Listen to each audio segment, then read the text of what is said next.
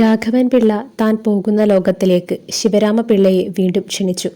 കഴിഞ്ഞ കാലം ഒരിക്കൽ കൂടി ജീവിക്കുന്നതിനിടയിൽ ശിവരാമപിള്ളയുടെ മനസ്സിൽ അത് ഏശിയില്ല. കേട്ടു, അത്ര തന്നെ. ശിവരാമപിള്ളയുടെ യാത്ര അടുക്കുമ്പോൾ മറ്റു കൂട്ടുകാരോടൊപ്പം രാഘവൻ പിള്ളയും ഉണ്ടാകും. രാഘവൻ പിള്ളയുടെ കണ്ണുകൾ അടഞ്ഞു. ശ്വാസത്തിന്റെ ക്രമം തെറ്റി, വേഗത കുറഞ്ഞു. അവസാനത്തെ ശ്വാസം. എല്ലാം നിശ്ചലം.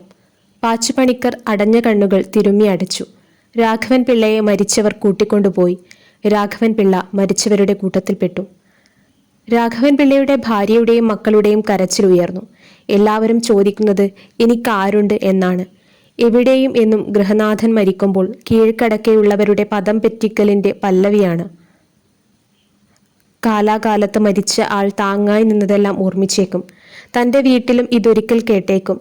നളിനിയും മാലതിയും ഗോപാലനും കുഞ്ഞുലക്ഷ്മിയും എല്ലാം. മാലതി എന്തൊക്കെയായിരിക്കും പറയുന്നത്? നളിനി എന്തൊക്കെയായിരിക്കും വിളിച്ചു കൂവുന്നത്? എല്ലാം കേൾക്കുന്നത് പോലെ തോന്നുന്നു.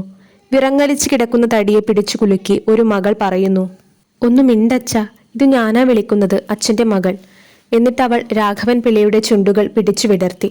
ഈ ലോകം വിട്ടുപോയ ആളിനുണ്ടായ നഷ്ടത്തെക്കുറിച്ച് ആർക്കും ദുഃഖമില്ല. ഇതു നല്ല ലോകമാണ്. ഇവിടെ ജീവിതം നഷ്ടപ്പെട്ടിരിക്കുന്നു. ആ നഷ്ടം ആരും ഗൗനിക്കുന്നില്ല.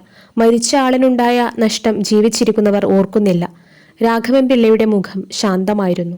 മരണത്തിനു വേദനയില്ലാത്തതുപോലെ. അയാൾ കിടന്നു വലിച്ചില്ല, വിമ്മിട്ടപ്പെട്ടില്ല. ചുമ്മാ നടന്ന് അപ്പുറത്തേക്ക് കയറുകയായിരുന്നു. ഒന്നുകൂടെ സൂക്ഷിച്ചു നോക്കിയപ്പോൾ രാഘവൻ പിള്ള ഉറങ്ങുകയാണോ എന്ന് തോന്നും. നേരിയ ശ്വാസമുണ്ടോ? കൂട്ടുകാരനെ കാണാനായി ഒരു രാത്രി കാത്തിരുന്നു എന്ന് എല്ലാവരും പറയുന്നു. ശരിയായിരിക്കാം. തന്നോട് രാഘവൻ ഉണ്ടായിരുന്നതായി താൻ ധരിച്ചിരുന്നതിനേക്കാൾ ദൃഢമായ മമത യഥാർത്ഥത്തിൽ രാഘവൻ ഉണ്ടായിരുന്നു. മരിക്കാൻ കിടക്കുന്ന ആൾ കിടന്ന് വലിക്കുന്നത് എന്താണെന്ന് പഴമക്കാർ പറയാറുണ്ട്. ജീവന് ശരീരം വിട്ടുപോകാൻ ഇഷ്ടമല്ല. നൂറ് ആഗ്രഹങ്ങൾ സാധിക്കാൻ കിടക്കുന്നു. എങ്ങനെ പിരിഞ്ഞു പോകും? സമയമായതിനാൽ കാലൻ പിടിച്ചുകൊണ്ടു പോകാൻ ബലം പ്രയോഗിക്കുന്നു. ഈ പിടിവലിയ മരണത്തിന്റെ ശ്വാസവികാരമായി കാണുന്നത്.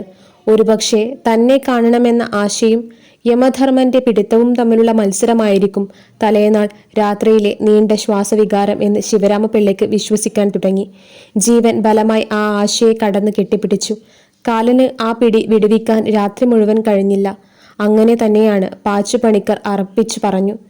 രാത്രി പല പ്രാവശ്യം അയാൾ പറഞ്ഞത്രേ, ശിവരാമനെ കണ്ട് യാത്ര പറയാതെ ഈ ജീവൻ പോകുന്നില്ല. രാത്രിയിൽ പല പ്രാവശ്യം മരണമെടുത്തു. പല മരണവും കണ്ടിട്ടുള്ള പാച്ചുപണിക്കർ ഉടൻ മരിക്കുമെന്ന് പറയുകയും ചെയ്തു. പക്ഷേ പെട്ടെന്ന് ശ്വാസം മാറി വീണു. ശിവരാമപിള്ളയുടെ ഉള്ളിൽ ഒരു കുറ്റബോധം കിടന്നു നുരച്ചു. ഇങ്ങനെ നിഷ്കളങ്കമായ ഒരു സ്നേഹമാണോ രാഘവൻ ഉണ്ടായിരുന്നത്? അതറിഞ്ഞിരുന്നില്ല. ഒരിക്കലും അത് പ്രകടമായിരുന്നില്ല. രാഘവൻ അങ്ങനെ ഒരുവനാണല്ലോ. സ്നേഹവും ദേഷ്യവും ഒന്നും പുറത്തറിയിക്കുന്നില്ല. ഒന്നും ഭാവിക്കാൻ അറിഞ്ഞുകൂടാത്തവൻ. ജീവിതത്തിന്റെ ഏത് ഘട്ടത്തിലാണ് രാഘവനുമായുള്ള കൂട്ടുപിരിഞ്ഞത്? ഓർമ്മയില്ല. എങ്ങനെയാണതുണ്ടായത്? കൂട്ടുപിരിഞ്ഞില്ല. രാഘവൻ അവന്റെ വഴിക്കും താൻ തൻ്റെ വഴിക്കും പിരിഞ്ഞു. പോയ വഴിക്ക് ഇരുവരും പോയി. കൂട്ടായി കഴിയാൻ സാധിച്ചില്ല. രാഘവൻ ഒരിക്കൽ പോലും ഒരു സഹായം ആവശ്യപ്പെട്ടില്ല. ഒരു പറ നെല്ലോ ഒരു കാശോ കടം ചോദിച്ചില്ല. നന്നായി പണിയെടുത്താണ് ജീവിച്ചത്. വലിയ ബുദ്ധിമുട്ടുള്ള കാലങ്ങളുണ്ടായിരുന്നു. ഒരിക്കൽ മാത്രം ഒരിടപാടുണ്ടായി. 10 ചിറ എന്ന വസ്തു രാഘവന് കൊടുത്തു. രാഘവൻ അതിന്റെ അർത്ഥവും രൊക്കമായി തന്നു. സ്വച്ഛതയായ ഇടപാട്.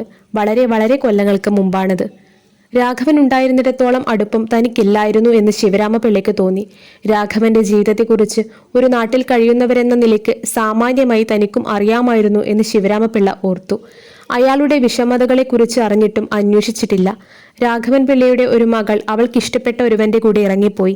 ആ ബന്ധം രാഘവൻ പിള്ളയ്ക്ക് ഇഷ്ടപ്പെട്ടതായിരുന്നില്ല. നാട്ടിൽ സംസാര വിഷയമായ ഒരു സംഭവമായിരുന്നത്. എല്ലാം അറിഞ്ഞിട്ട് അന്നു രാഘവനെ കണ്ടു കാര്യം അന്വേഷിച്ചില്ല.